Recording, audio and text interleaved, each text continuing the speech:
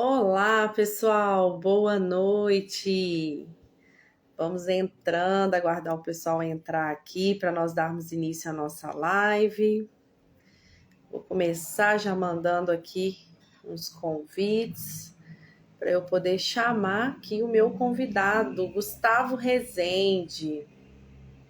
E aí, pessoal, para vocês acham que a ergonomia e a higiene ocupacional se interagem aí ou não? Aproveitem aí para colocar para mim.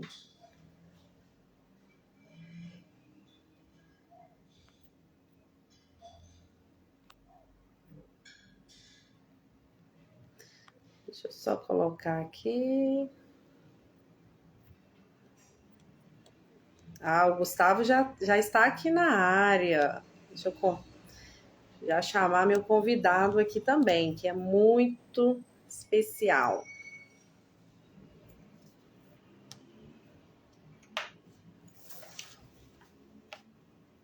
Te mandei o convite aí, Gustavo.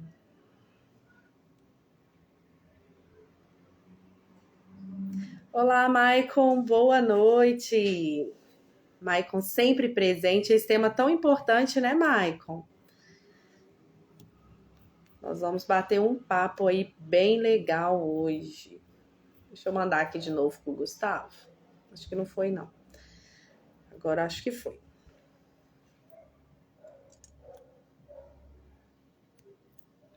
E aí, Maicon, você acha que a ergonomia e a higiene ocupacional interagem aí? Essas áreas, o que você acha?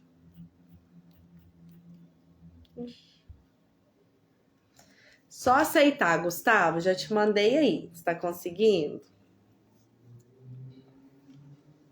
Olá, Fred. O Fred lá de Salvador participando aqui conosco. Que bom ter você aqui na live.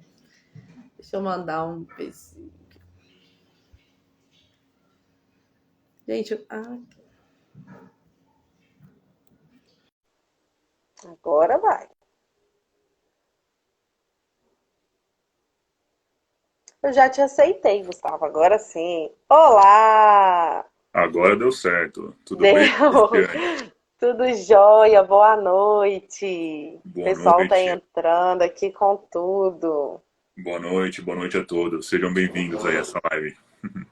E super importante falar desse tema, né, Gustavo? A gente que está aí nas empresas, né, trabalhando com ergonomia, fazendo levantamento, a gente se depara com várias situações. E às vezes fica aquela dúvida, né? Será que dá para resolver isso aqui no conforto? Ou a gente precisa partir para a higiene ocupacional? Ou como que está isso na higiene ocupacional, né? Será que foi já tratado esse assunto? Então, assim, a gente tem muita coisa boa para falar aqui, né? Já falaram aqui da sua avó, você viu, né? Isso daí é normal. Tanto que eu já cogito trocar de profissão no futuro, que as pessoas estão me convencendo a trabalhar com locução. Já está serviço garantido, né, Gustavo? Pois é, trabalho é que não falta. Isso aí. Gente, então vamos dar início à nossa live? Queria que você se Bora lá. apresentasse, Gustavo. O pessoal conhecer um pouquinho aí sobre você, seu trabalho. Legal.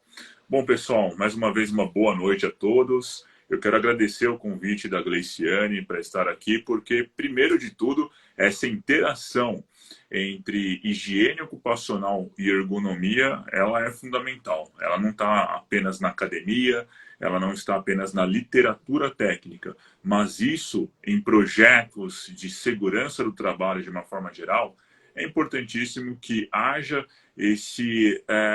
essa troca entre o higienista ocupacional, o ergonomista. É claro que entre todos os membros do SESMIT, evidentemente, ou daquela empresa que presta serviços, mas quando nós elaboramos uma análise ergonômica do trabalho, por exemplo, a higiene ocupacional está dentro dela. E o inverso também é verdade. Então, por isso que primeiro eu quero agradecer pelo convite e dizer que vai ser um bate-papo muito bacana mesmo. E para quem não me conhece, eu sou conhecido nas redes sociais como professor Gustavo Rezende. Levo esse título por conta de ter sido professor e ainda sou professor de cursos de especialização de higiene ocupacional, de cursos de formação de técnico de segurança do trabalho, onde eu já venho lecionando há mais de 10 anos, né? Atualmente, eu sou professor no curso de especialização de higiene ocupacional da Universidade de São Paulo, que é o LACA-CEMIN, que é o laboratório do Departamento de Engenharia de Minas da Universidade de São Paulo.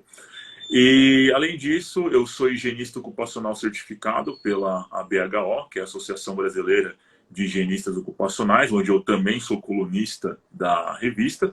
Sou professor de higiene ocupacional na revista Proteção e colunista também do site da mesma revista, dando cursos de HO por todo o Brasil.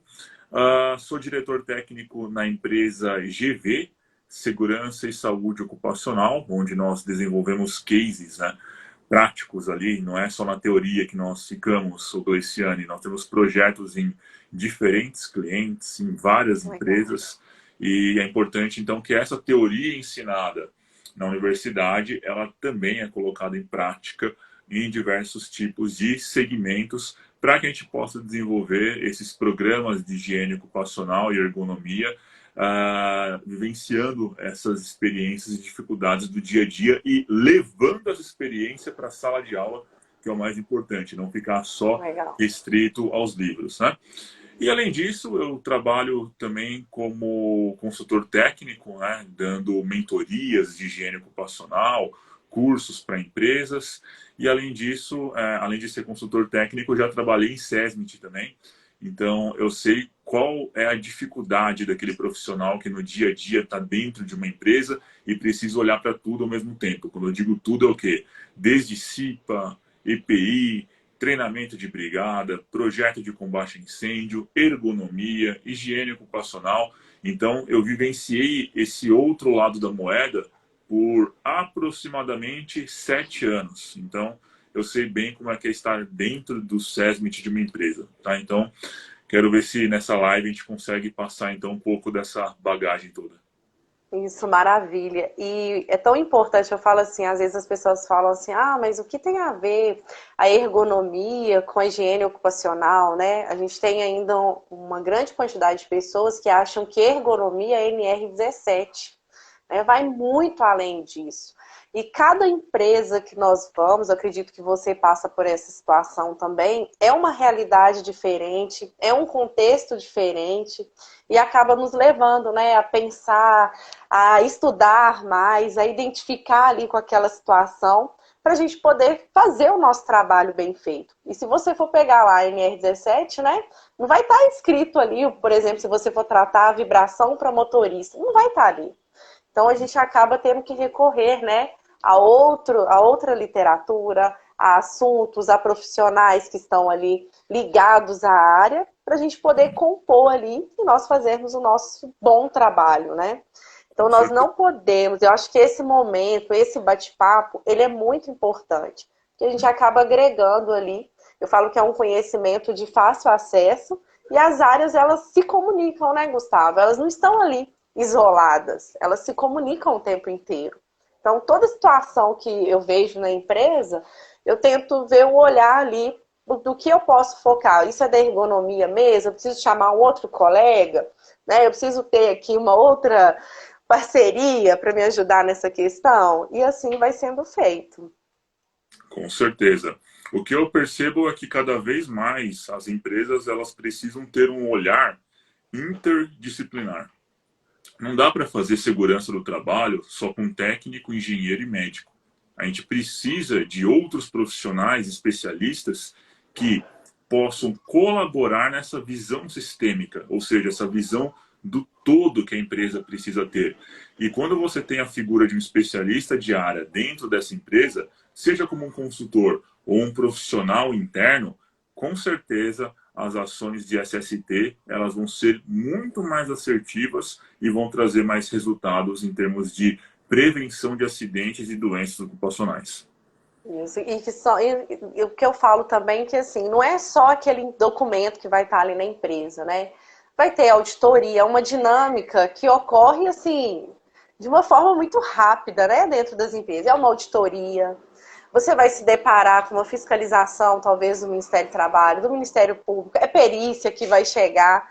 Então, assim, quanto mais você estiver, né, de uma forma sistêmica ali, todas as pessoas envolvidas tendo aquele conhecimento, é muito mais fácil para a empresa tratar, lidar com isso, do que quando as coisas estão soltas, isoladas e ninguém sabe o que está acontecendo nas áreas ali, né?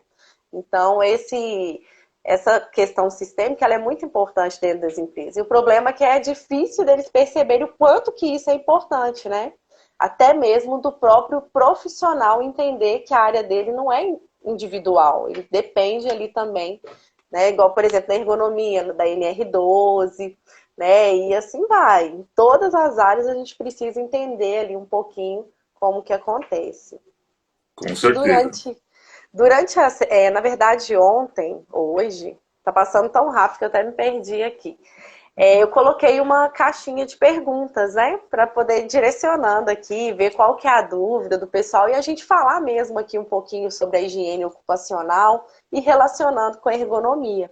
E eu confesso que eu até fiquei bem surpresa, assim, porque eu achei bem interessante as perguntas do pessoal. E eu acho que a gente poderia ir respondendo aqui, né? Tirando as dúvidas. E quem estiver participando, né, pessoal, pode mandar aqui também para a gente poder responder, para a gente poder ir compartilhando.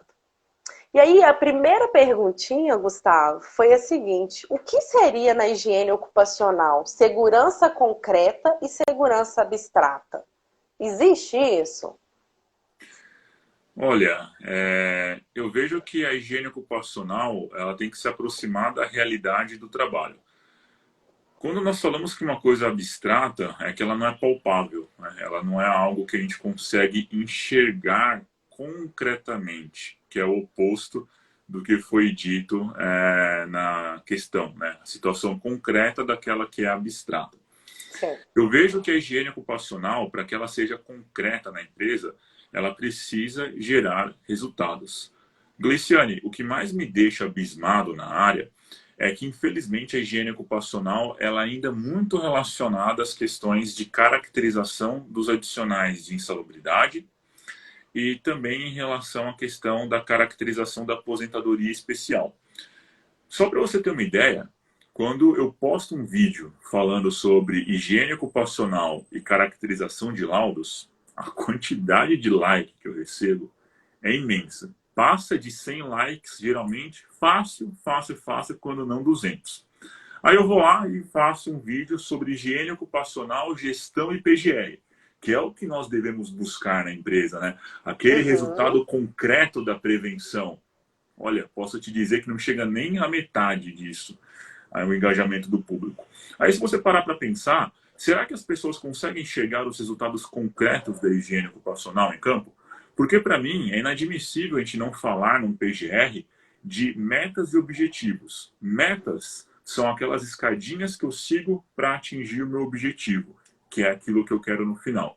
Ora, redução de ruído nos ambientes de trabalho, a substituição de produtos comprovadamente carcinogênicos que têm viabilidade econômica para serem substituídos por outros menos tóxicos, a análise de exposição a altas temperaturas em locais pontuais daquela empresa, onde você vai ter que entrar com medidas de correção, medidas de isolamento térmico, ou então quando você fala até mesmo da vibração, né, de corpo Uhum. inteiro, que é uma coisa que a gente vai falar aqui, quando você tem a substituição de bancos, de veículos, geralmente veículos de grande porte, pode ser um caminhão, um trator, uma retroescavadeira. Só que quando a gente fala de gestão, nós falamos de resultados, que nada mais é do que esse resultado concreto da higiene ocupacional. Imagina que você desenvolveu um plano de ação de higiene ocupacional para reduzir as exposições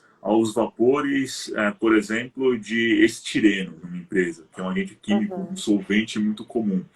E que, à medida do tempo, você vai instalando ventilação, você vai desenvolvendo projetos de ventilação local exaustora, você vai diminuindo a exposição e vai monitorando ao longo do tempo quais são as concentrações que esses trabalhadores estão sujeitos.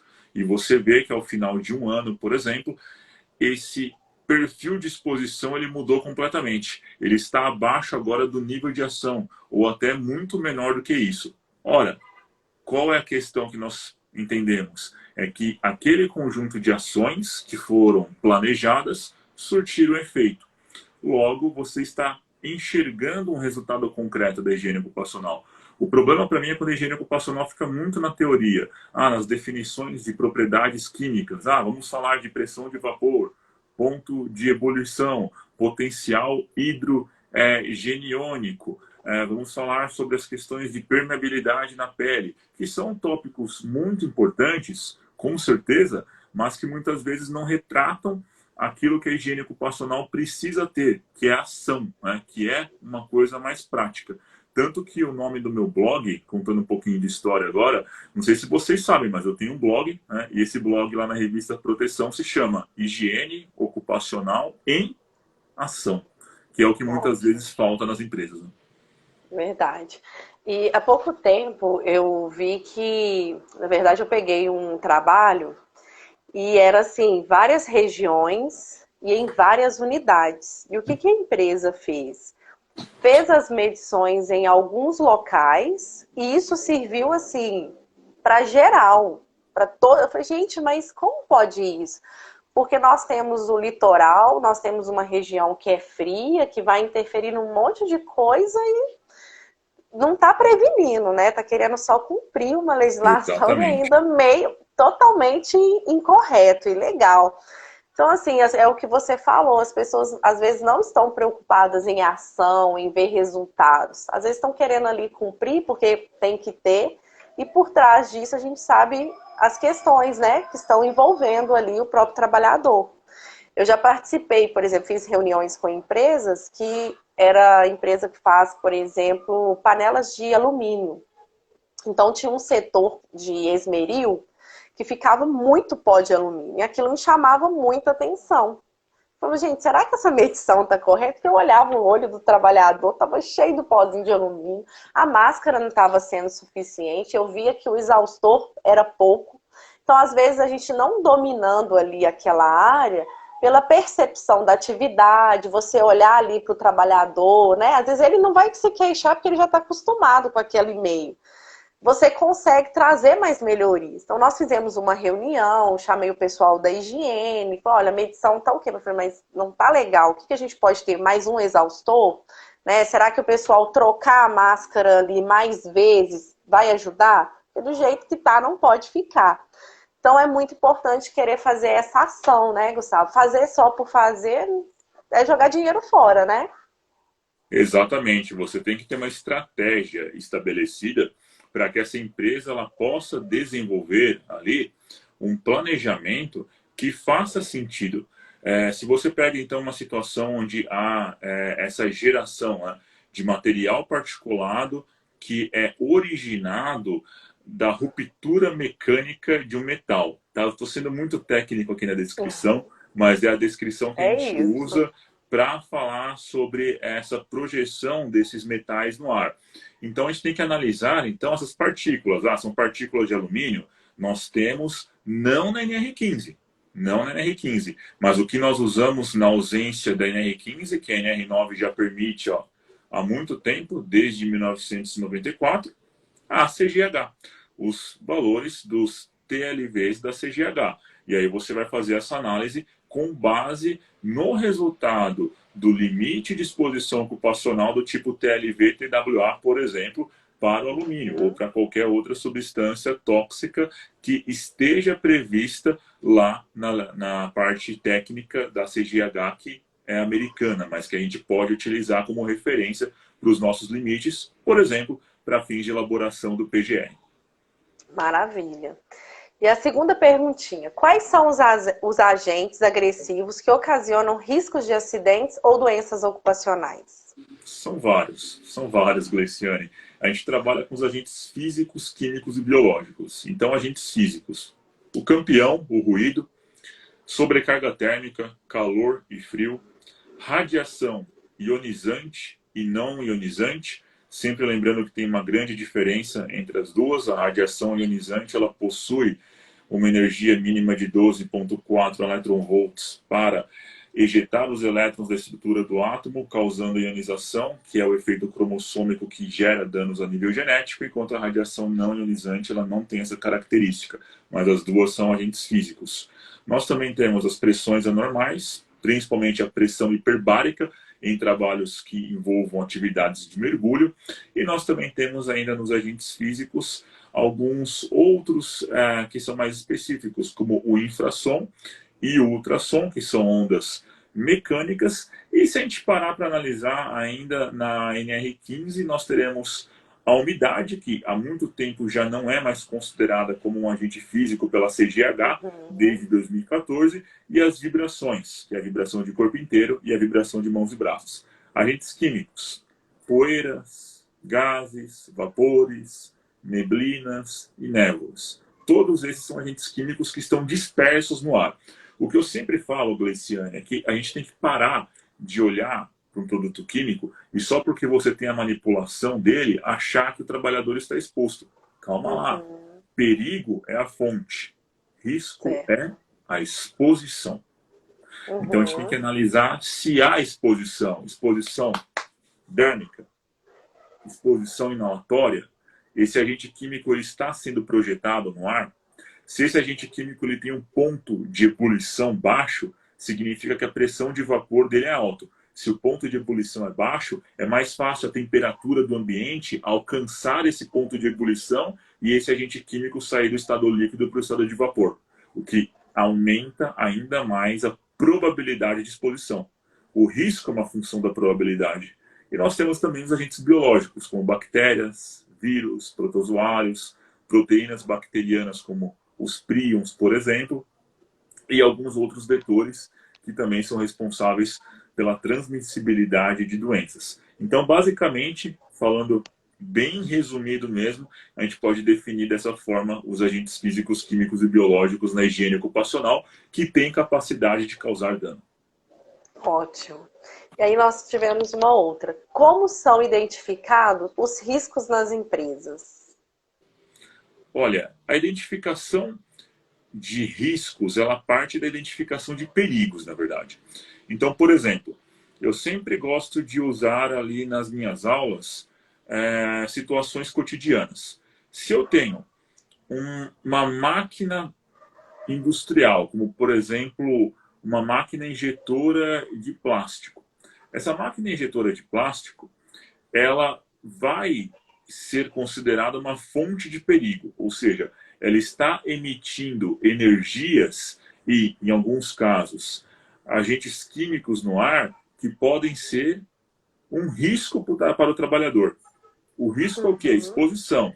A exposição daquele operador durante a utilização desse equipamento. Exposição ao quê? Exposição ao ruído, exposição a os agentes químicos que são gerados por essa termodegradação do plástico, que nós chamamos de termodegradação de polímeros. Nós, eventualmente, podemos ter exposição à sobrecarga térmica, dependendo de onde essa máquina se localiza. É claro, não estou dizendo que isso vai acontecer pela máquina injetora, mas dependendo do ambiente, eu posso ter uma sobrecarga térmica de trabalho. Então, a gente faz uma análise preliminar de risco. Essa análise preliminar de risco é onde nós identificamos esses perigos, essas máquinas, esses equipamentos, essas ferramentas, esses veículos com potencial de causar danos, e a partir dessa identificação é que nós analisamos quais são as exposições. Essas exposições são os riscos que nós avaliamos atribuindo um peso. Que peso é esse? Leve, moderado, alto ou gravíssimo. É isso que nós fazemos através de uma avaliação de riscos. E hoje, mais do que nunca, a principal ferramenta mais utilizada é a matriz de risco. Então, uma matriz de risco 3x3, 4x4, 5x5, mas que considere gravidade, probabilidade, número de trabalhadores expostos, tempo de exposição e medidas de controle já implementadas. Então, de uma forma geral, essa é a minha dica para você fazer uma boa análise de risco. Maravilha. A maioria assim, de galpões, né, que tem atividades com solda, geralmente são galpões que apresentam assim, quente, né? Na sensação de conforto ali do trabalhador. Por exemplo, empresas de caldeiraria, que já tem trabalham, né, com ferramentas ali propícias ao calor. E às vezes, quando tem auditoria, o pessoal questiona assim, mas cadê as medições na ergonomia? Né? Claro que qualquer equipamento instantâneo ali que você coloca, ele vai dar acima, porque para ergonomia até 25, mas mais para ambientes administrativos, quando a gente fala de temperatura, né? Sim. Quem é o correto, né? Sempre eu explico, olha, que é o conforto, né? O ideal, então, seria a higiene ocupacional ou não? A gente usaria mesmo ali a medição do conforto? Ou viria primeiro uma medição da higiene para depois a gente tentar avaliar o conforto? Essa é uma excelente questão, porque é difícil nós determinarmos o que é uma atividade com exigência intelectual e atenção constante.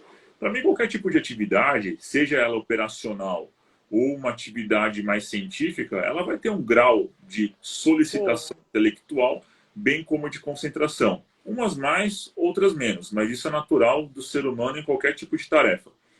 O que eu chamo a atenção é assim: se você está fazendo uma análise num galpão industrial, onde ele fica muito quente durante o dia, como é o caso de algumas empresas que eu visitei recentemente no norte e no nordeste do país, onde a temperatura ambiente é altíssima e o fato da radiação solar atingir as telhas de zinco e a estrutura de alvenaria, isso faz com que a temperatura interna seja muito alta.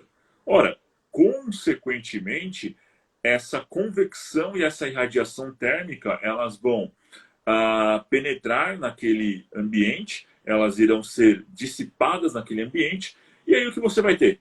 Você vai ter trabalhadores expostos ao calor, mas ao calor alto. Nesse caso, não faz sentido eu analisar conforto térmico. Já é uma situação de estresse térmico, onde eu Isso. tenho desgaste, fadiga, sudorese, pessoas que possam passar mal. Eu não estou falando de conforto. O fato da pessoa não conseguir estar concentrada pela alta temperatura ou por um desconforto térmico apenas que vai lhe atrapalhar no desenvolvimento daquela atividade. Não, eu falo de saúde, risco à saúde. Então, nesse caso, não faz sentido para mim avaliar conforto térmico. Agora, quando você vai nessa mesma empresa e encontra um ambiente administrativo com uma temperatura mais controlada pelo sistema de refrigeração, aí sim faz sentido você Conforto. analisar o conforto ergonômico e ver se a temperatura do ar seco ela está, no caso, entre 18 a 25 graus. Isso. Porque às vezes o pessoal faz esses questionamentos, né? E aí vem primeiro buscar na ergonomia. Só que assim, aquela sensação, igual você disse, no Nordeste mesmo, eu já deparei com trabalhadores assim, que chegaram a cair no chão, passar mal por causa do calor. Aquela sensação de mais de 40 graus. E trabalhando, né, com produto desmoldante, com forma metálica, então já é tudo propício ali para muito quente, né? E ainda, como se diz, subindo andares. Então é muito complicado. Leva a fadiga mesmo. Aí vem outras questões, né, Gustavo? A desidratação. O pessoal bebe pouca água. Então vai acontecendo um monte de fator ali que vai interferir na atividade, na produtividade ali do trabalhador. Mas eu concordo com você. Eu também acho que já é já uma medição, né, mais específica aí para higiene. Uhum, sim, com certeza. E quando você fala de desidratação, já me incluo nisso já, porque eu também preciso tomar mais água. São 3 litros Pois por dia, pelo menos, né? é isso mesmo. E então eu acompanhei uma equipe de trabalho, de trabalhadores, e eu consegui identificar, né, através de um estudo, perguntando perguntas simples a princípio. Se eles bebiam água, qual que era o tempo que eles enchiam a garrafa, né, para trocar. Era uma atividade que não tinha pausa programada, mas eles tinham liberdade para ir ao banheiro e tal, mas eles usavam tantos EPIs que, tipo, acabava a água deles ali da garrafa, eles iam descer só na pausa, porque era muita coisa que tinha que tirar. E aí nós fizemos os testes, né? Até antes do período que eles tinham a pausa, eles chegavam a perder a quase 1 quilo. Caramba. até o período para repor ali antes do almoço. Então a pausa era importante. Eu queria provar que a pausa ela estava sendo suficiente. A equipe que não fazia a pausa no período do teste, eles ficavam ali entre 1 quilo a 1,5 kg, porque começava a consumir músculo, né? Como se fosse isso. Então, assim, é o desgaste físico, dor de cabeça. Era uma equipe que a gente tinha muita queixa de dor de cabeça, de cãibras. Então, tudo relacionado aí à falta também da hidratação. Então, olha como que as áreas elas vão, Com né, se certeza. comunicando. Com certeza. Uma análise ergonômica do trabalho, para ela ser bem feita, ela tem que ter interação com a higiene ocupacional. E a higiene ocupacional precisa analisar também o conforto térmico, acústico e também até de vibração de corpo inteiro em algumas situações. Então, é extremamente importante. E nós temos assim alguns engenheiros, né, que quando para eles o mais importante é o certificado de calibração. Hum, Não é nem o conteúdo que você quer saber se o certificado está válido ou não. Às vezes você tem uma medição ali que você vai fazer uma interferência por causa do conforto para o trabalhador, mas eles estão preocupados com o certificado de calibração ali no documento, né? É o que mais eu vejo assim. E o problema disso, Gleiciane, é que as pessoas se preocupam com o certificado de calibração. Quantas vezes já fui fazer trabalho e perguntaram: ah, o certificado de calibração tá aí? Tá, tá ok. E a interpretação do certificado de calibração? Se aquele Nem equipamento sabe. ele está apto para ser utilizado? Isso ninguém me pergunta. Eu posso falar que meu equipamento ele foi calibrado, mas o fato dele ter sido calibrado não significa que ele está apto para o uso. Eu posso ter um equipamento que está fora dos níveis de desvio mínimo e máximo permitido pela metodologia. Então, eu pego lá, Uhum. por exemplo, um audiodosímetro de ruído. E aí você pega, por exemplo, a ANSI S1.25, que trata dessa calibração. Ah, beleza, o equipamento foi calibrado. Mas e a interpretação daquele certificado de calibração para ver se o equipamento ele estava apto para o uso? Ninguém nem sabe, nunca viu. Nunca ninguém me perguntou também. Só a pergunta do certificado de calibração. Né? Pois é. Vai fazer auditoria, tá lá um monte de observações de conforto em relação aí, ao invés de ajudar, né? Ir lá no plano de ação, olha, cumpriram essa ação aqui, olha esse ambiente quente. Não, certificado de calibração. É Exatamente. complicado. É aquele serviço de formiguinha, né? Nós vamos chegando ali aos pouquinhos. Tem uma outra pergunta, olha. Qual a diferença das medições da higiene ocupacional para as medições de confortos utilizadas pela ergonomia? Na higiene ocupacional, quando nós falamos de prevenção de doenças ocupacionais, nós fazemos medições que são medições mais específicas para o atendimento da legislação atual. Mas a legislação atual a gente sabe que ela está defasada quanto aos limites de tolerância, principalmente para os agentes químicos. Haja vista que os valores de referência do atual texto, por exemplo, do anexo 11 e do anexo 12 da NR15, foram retirados da CGH de 1976. Então faz muito tempo. Mas eles estão sendo atualizados agora, antes tarde do que nunca. Né? Mas a questão é a seguinte: uma medição de higiene ocupacional para fins de PGR, preventivo, tem por objetivo comparar essa exposição com esses limites de tolerância. Né?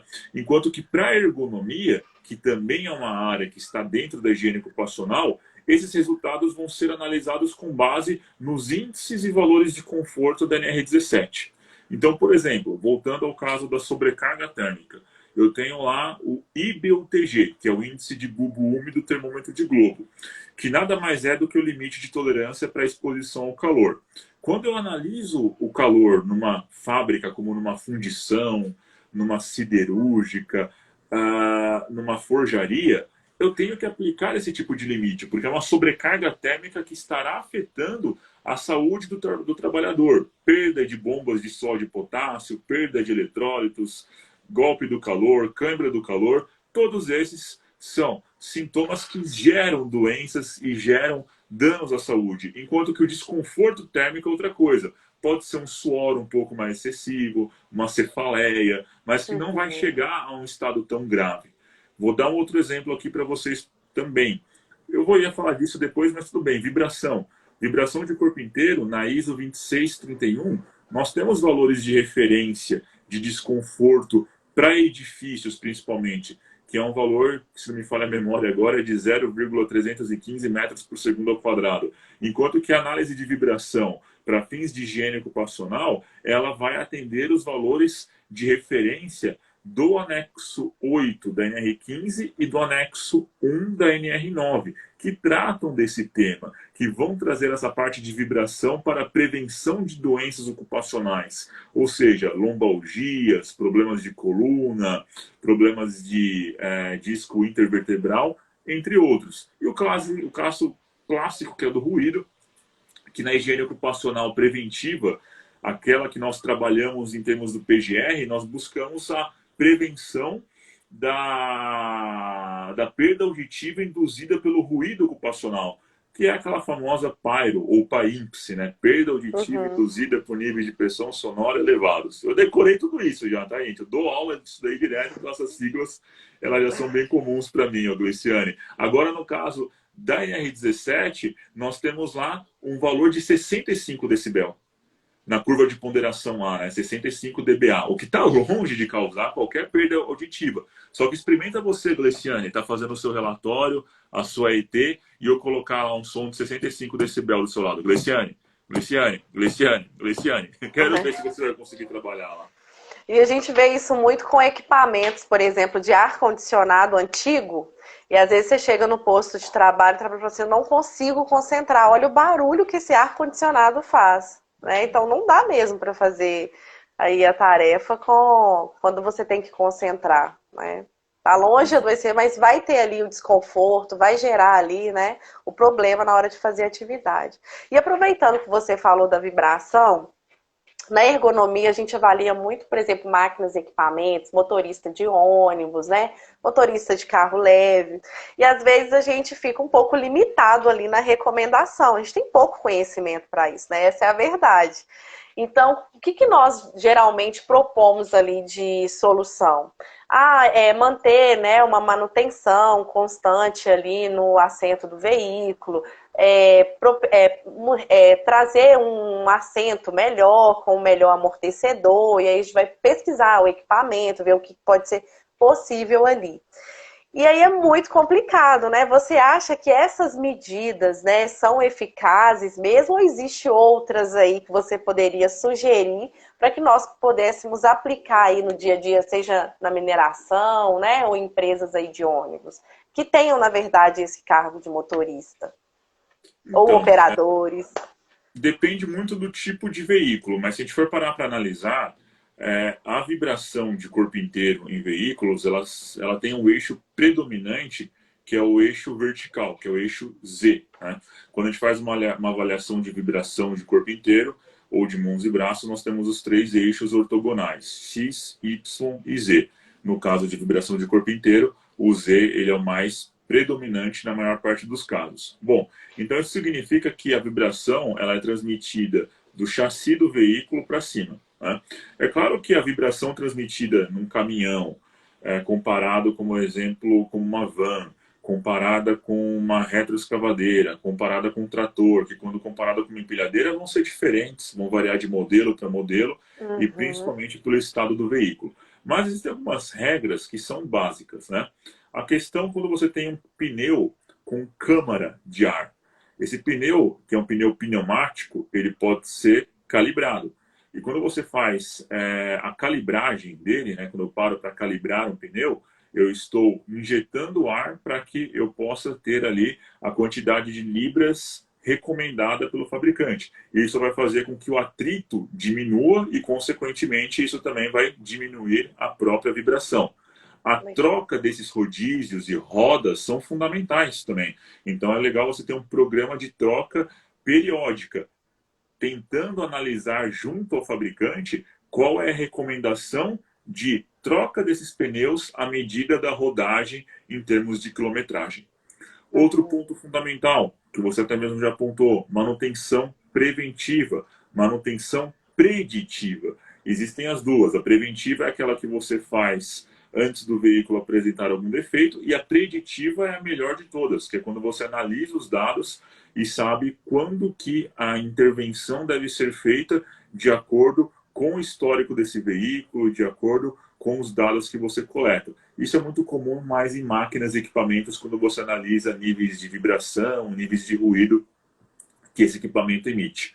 E aí você chega também ao assento do veículo, né? Na parte de assento e amortecedor, né? Então os amortecedores, evidentemente, e o sistema de suspensão são fundamentais, mas o veículo também ele tem um assento, e nesse assento você pode ter um isolamento. Esse isolamento nada mais é do que um amortecimento que você tem no próprio assento, que vai impedir com que haja um contato mais próximo da base daquele assento com o chassi ou com a estrutura vibrante. E isso, consequentemente, forma um ponto de isolamento, e esse ponto de isolamento ele não permite o contato direto. Ora, a vibração ela é transmitida pelo contato direto. A vibração ela não se transmite pelo ar. A vibração ela vai se transmitir a partir do momento que dois corpos com massa e elasticidade se encontram e a energia é transmitida de um para outro.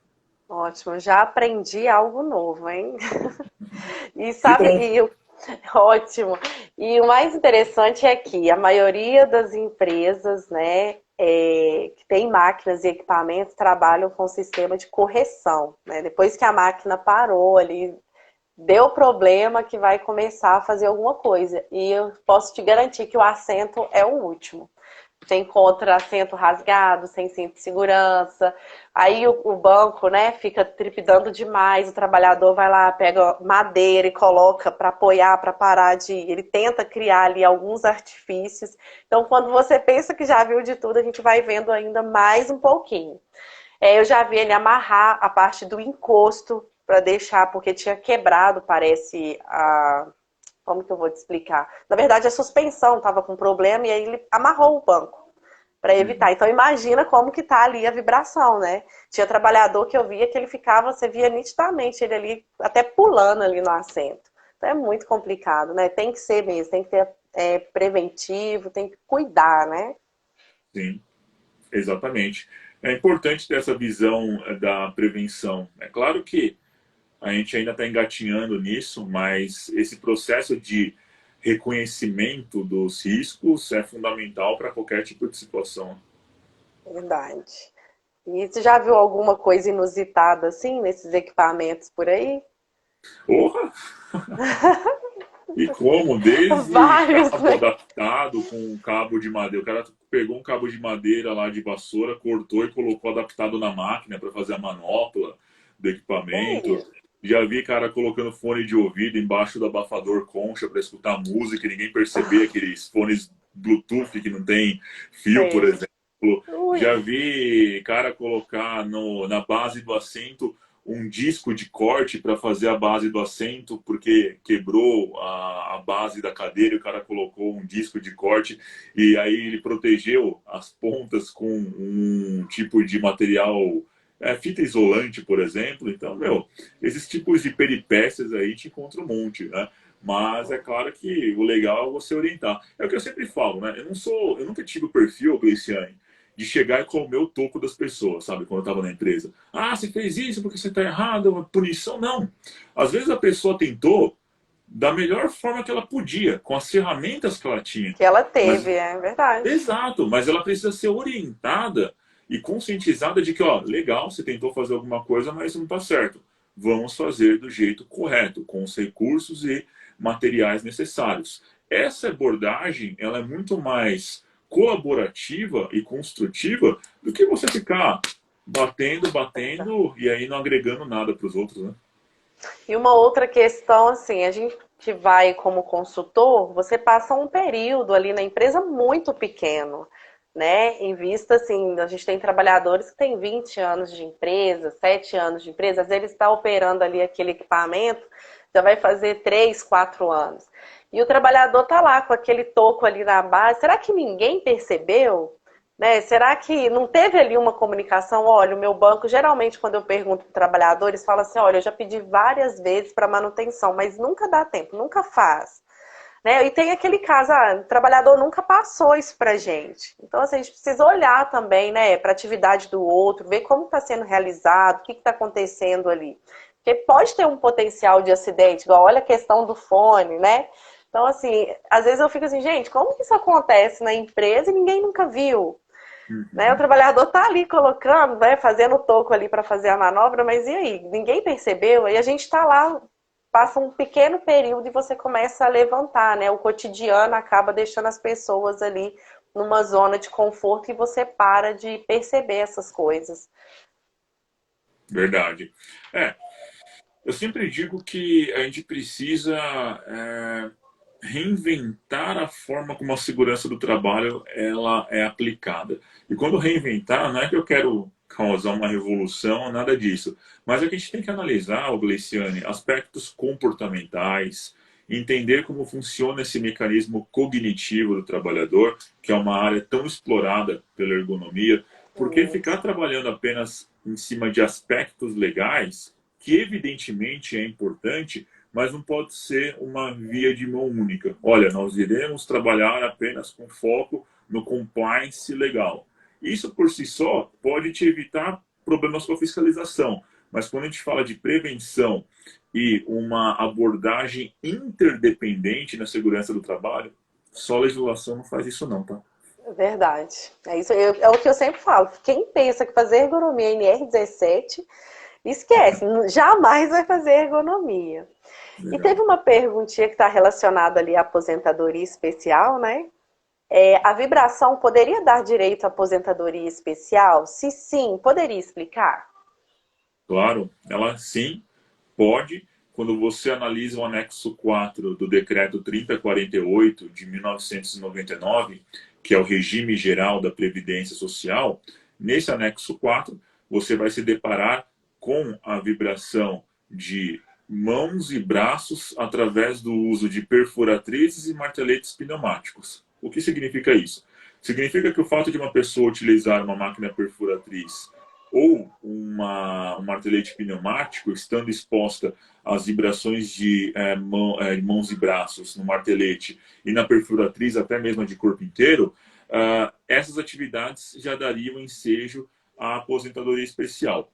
Entretanto, a Instrução Normativa 128 de 2022, bem como as instruções normativas anteriores, como a 77, já tratavam da caracterização da aposentadoria especial pelas vibrações quando a intensidade da exposição for superior ao limite de tolerância. Então, além essa abordagem qualitativa para esses equipamentos específicos ao qual me referi, nós também temos outras atividades que também podem ser caracterizadas como ensejadoras da aposentadoria especial, desde que a intensidade dessa exposição tenha ultrapassado o limite de tolerância. Então, por exemplo, no caso do motorista, você vai fazer uma avaliação de vibração de corpo inteiro, inclusive, diga-se de passagem, amanhã estarei fazendo mais uma.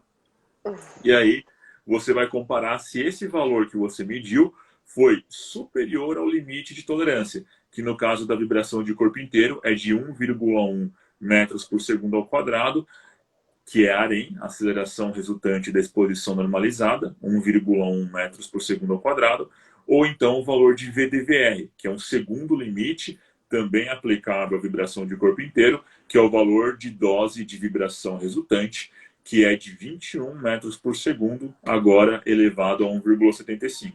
Se eu tenho uma exposição onde a AREM ou a VDVR foi superior a esses limites, caracteriza-se aposentadoria especial. É claro que a gente vai analisar também quais são as medidas de controle, as medidas preventivas que essa empresa implementa, né? Mas geralmente, por Uhum. via de regra, você pode fazer essa caracterização. Enquanto que para vibração de mãos e braços, esse valor do limite de tolerância é de 5 metros por segundo ao quadrado, que corresponde também à AREM, a aceleração resultante da exposição normalizada. Sempre lembrando que para vibração de mãos e braços nós não temos a figura da VDVR. Ela vale apenas para vibração de corpo inteiro. E para fazer a medição, nós utilizamos um equipamento que está até aqui do lado, que é o acelerômetro. O acelerômetro que é o monitor de vibração, que é o acelerômetro triaxial, que é um equipamento específico para quantificar a vibração de corpo inteiro e a vibração de mãos e braços. Só lembrando que para a vibração, os critérios de aposentadoria especial ao longo dos anos foram mudando. Antigamente era qualitativo, baseado nas normas ISO 2631 e ISO 5349. Porém, essas normas que deram base para NHO 9 e NHO 10, elas não servem, se não me falha a memória, desde o final de 2013 para 2014, onde nós temos os valores agora como referência do anexo 8 da NR15, para que nós possamos comparar e não ter que fazer isso usando alguma norma internacional. A gente pode usar as normas tupiniquins que a gente tem por aqui, que vão ser o nosso valor de referência, tanto para VMB quanto para VCI. Ótimo.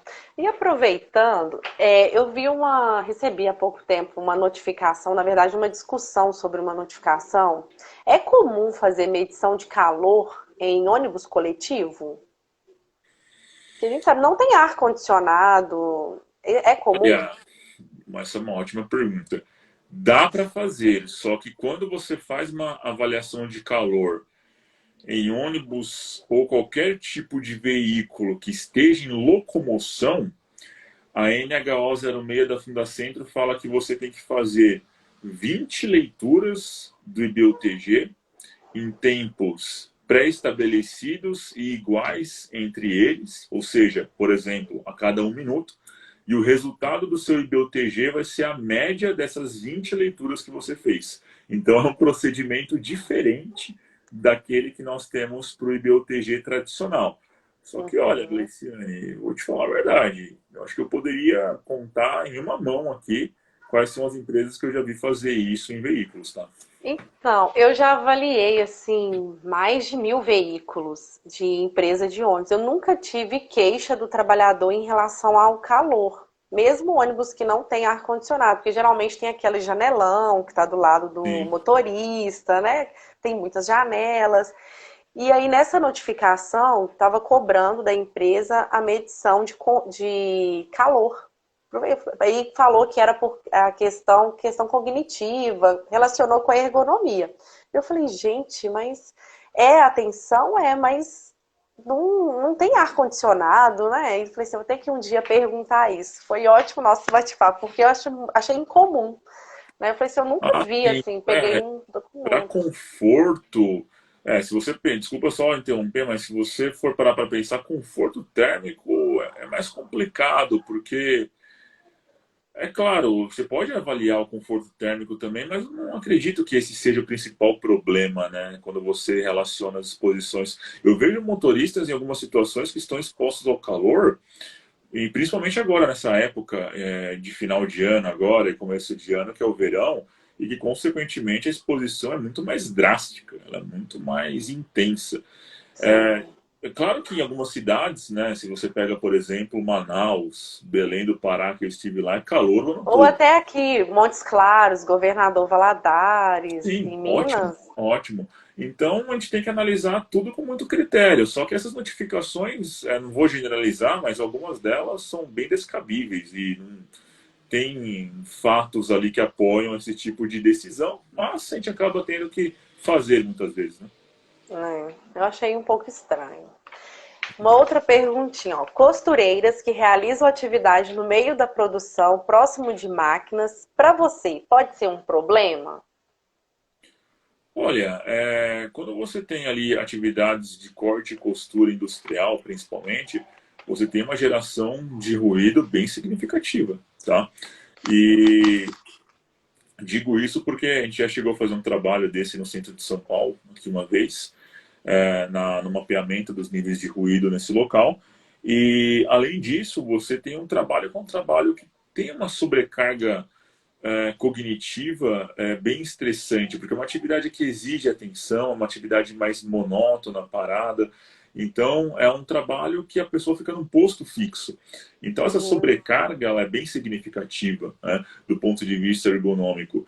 Então, eu vejo como um trabalho onde a análise ergonômica e, paralelamente, os programas de higiene ocupacional, eles têm que estar conversando muito bem, porque esse ruído gerado, muitas vezes, ele gera um estresse, ele gera problemas de insônia, ele vai gerar transtornos gastrointestinais. Então, as consequências, elas são as mais variadas possíveis, né? Entendi, eu também vou nessa linha, eu vejo como um problema. Por que não existe grau mínimo de insalubridade para agente biológico? O primo pobre da higiene ocupacional, né, os agentes biológicos. Olha, até onde eu sei, eu conheço alguns dos redatores aí da NR15, né, que escreveram NR15. Tive o prazer de conhecê-los e conviver com eles ainda. Até onde eu sei é porque acredita-se que para atividades que envolvam exposição a riscos biológicos, não existiria um grau mínimo, ou seja, um risco baixo que pudesse ser considerado para você pagar o adicional em cima de 10% do salário mínimo. Acredita-se que a exposição mais branda, menor, seria a de grau médio. Ou seja, você não teria um valor mínimo de micro-organismos ali que pudessem dar ensejo a esse adicional, pensando no valor mínimo da salubridade.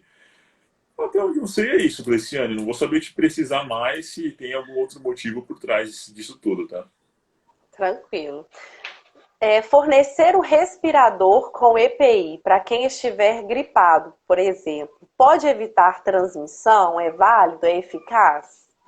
Com certeza. O fato de a gente estar usando aquelas máscaras até hoje em alguns locais é justamente para isso. A máscara cirúrgica ou aquela máscara de pano, eu já falei muitas vezes, ela não é um equipamento de proteção individual. Ela não tem certificado de aprovação. Mas o uso da máscara é para prevenir que você disperse é, perdigotos, gotículas no ar que possam transmitir uma doença que o microorganismo utilize essas partículas líquidas como um meio de locomoção.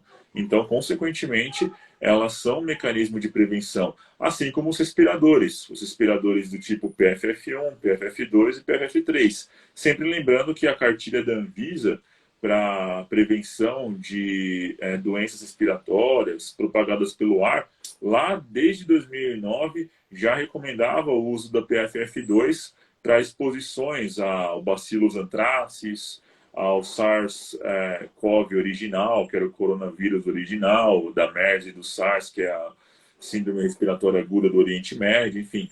Então, sim, é um mecanismo de proteção válido que você pode utilizar para proteger aqueles que estão ao seu redor. Então, qualquer doença que for transmissível pelo ar, meningite, tuberculose, desde uma simples influenza ou uma gripe, vai ser eficaz, sim. Ótimo. E Gustavo, a nossa última perguntinha, tá? Já sei que já estamos chegando aqui no tempo. Qual a sua opinião sobre o risco biológico para a função de auxiliar de limpeza para ser considerado para aposentadoria especial? Olha, para aposentadoria especial, na verdade, as atividades do profissional de limpeza não estão previstas nem no anexo 14 da NR15 para fins de caracterização do adicional de insalubridade. Só que aí tem a súmula 448 do TST que equipara as atividades de limpeza em locais de grande circulação à limpeza de perímetros urbanos, o que dá a percepção adicional de insalubridade em grau máximo. Mas isso é uma coisa que eu vejo como totalmente equivocada, né, do ponto de vista técnico, né? Não haveria por que fazer esse tipo de equiparação. Sabendo-se também que até a própria reforma trabalhista, no artigo 8, parágrafo 2, fala que súmulas e orientações jurisprudenciais, como no caso da súmula 448, não podem criar previsões que não estejam previstas na lei, né? E no caso da aposentadoria especial, até onde eu me lembro agora, tentando pensar aqui, tentando resgatar na minha cabeça, eu não vejo as atividades de limpeza dentro do rol daquelas que dão direito à aposentadoria especial. Por quê, Gleiciane? O Código 3.0.1 do anexo 4 do Decreto 3048 de 99, elas são atividades que são exaustivas. O que significa isso? Significa que só aquelas atividades dão direito à aposentadoria especial e que qualquer coisa além do que esteja previsto ali deverá ser julgado no âmbito da Justiça Federal, que é onde são julgados os processos do INSS. Fora isso, apenas para aquelas listas de atividades exaustivas que estão no Código 3.0.1, como eu falei, do anexo 4 do Decreto 3048 de 99. Maravilha, Gustavo. Eu percebi o tanto que eu preciso de ler mais sobre higiene ocupacional. A gente E precisa quanto que eu estar preciso estudar economia. sempre interagindo aí com essas áreas. Eu acredito que o pessoal, todos que participaram aqui, vê essa necessidade. Você vai falando, eu começo a pensar em alguns postos de trabalho, sabe? Eu já falo assim, nossa, aqui eu já vou olhar isso nesse documento, eu vou ver como que está essa questão. Porque, né, essas áreas elas não podem ficar isoladas. A gente precisa integrar para a gente poder fazer mesmo, né, a coisa funcionar, levar aí a questão da prevenção, né, o que você falou é a ação. Da mesma forma de fazer uma ergonomia que funcione, algo de verdade. Então, esse é o objetivo aqui, né, desse espaço. A gente, eu já falei com profissionais assim de áreas diversas e todas elas sempre acrescentou algo aqui na ergonomia. Né? Então, eu queria te agradecer. Né? Eu sei que o quanto é corrido aí para você, te acompanho. E você disponibilizar aí o seu tempo, né, 8h30 da noite, para poder bater esse papo aqui, compartilhando seu conhecimento. Muito obrigada. Esse espaço fica aberto sempre que você quiser voltar, para a gente poder falar aí de vários, né? O assunto nunca termina. A gente sempre tem algo aí a falar, mas eu queria te agradecer mesmo, tá? Muito obrigada. Eu que agradeço o convite, obrigado aí pela participação de todos que tiraram um pouco do tempo para estar conosco. Fica o convite para vocês me seguirem aqui na rede social, também aqui no Instagram, Gustavo Rezende, bem como no YouTube, que eu tenho meu canal também, Professor Gustavo Rezende Higiene Ocupacional. E convido também vocês a acessarem o site da empresa, que é GV Segurança, sem cedilha, então fica gvseguranca.com.br, onde nós também temos materiais, blogs lá para você poder também acessar. No mais, Luciane, obrigado pelo convite, parabéns pelo trabalho disseminando esse conteúdo de ergonomia Obrigada. paralelamente com outras áreas, então você está de parabéns e conte comigo aí para qualquer outra live, qualquer outra coisa que você precisar. Obrigado. Maravilha. Obrigado, pessoal, pela participação. Gustavo, me manda o nome da empresa. Vou colocar o link no Stories para o pessoal poder clicar lá e entrar também. Tá Tá bom? ótimo, manda sim. Pessoal, ótima noite, ótimo restinho aí de semana, né? Amanhã sextou para todo mundo. Opa, Então, ótima noite a todos. Obrigada, viu, Gustavo? Tchau. obrigado, um abraço a todos. Tchau, tchau.